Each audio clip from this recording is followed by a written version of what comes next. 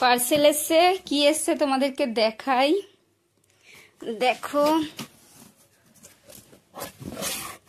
এই দেখো একটা হেডফোন। এটা অবশ্য আমার না, এটা এসছে ভাইয়ের জন্যে। দেখো কি দারুণ লাগছে হেডফোনের এটা। এই দেখো হেডফোনটা, দেখো ডুমডুম করে বাজবে, ডুমডুম করে। এখানে লাইট জ্বলবে, আর এখানে গান শোনা হবে, গেম খেলা হবে। দারুণ লাগছে। এটা চার্জে দিয়ে নিই, তারপরে। দারুণ কিন্তু।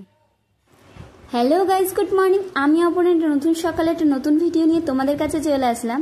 তো আজকে সকালের টিফিনটা হচ্ছে ডিমের অমলেট আর রুটি। সবার খাওয়া গেছে, যার কারণে গামলা নিয়ে বসে পড়েছি। তো তোমরা কে কে খাবে চলে আসো, চলো আমি খেয়ে নিই টিফিনটা। টিফিন করে আজকে চলে এসেছি আমার সাইকেলটা সারাতে। দেখো আমার সাইকেলটা খুলে খালে যাচ্ছে তাই অবস্থায় আছে, কারণ কি সাইকেলটার টায়ারটা গেছিলো ফেটে, যার কারণে নতুন একটা টায়ার লাগাতে হলো। আর মেয়েকে নিয়ে যেতে আমার খুব অসুবিধা হচ্ছিল, যার কারণে সাইকেলটা এমার্জেন্সি সারাতেই হবে। তো আমি সারিয়ে চলে যাবো এখন বাড়িতে, খুব রোদ্দুর।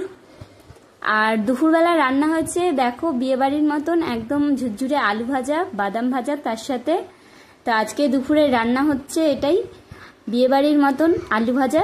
দেখেই লোভ লাগছিল আমার। তো আগে রান্নাটা করে নিই, তারপরেই খাবো। তো দেখো বাদাম ভেজেছি একদম লাল লাল করে।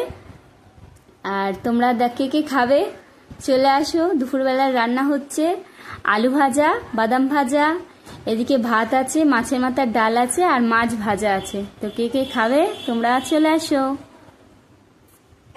সবাই রেখে চলে গেছে। মিরি, ও মিরি তাকাও। বাবা ক্যামেরার দিকে তাকাবে না, লজ্জা পেয়েছো? ও মিরি, ও নিমি, শোনা নিমি, সবাইকে একটু দেখাও, তোমার একটু মুখগুলো দেখাও।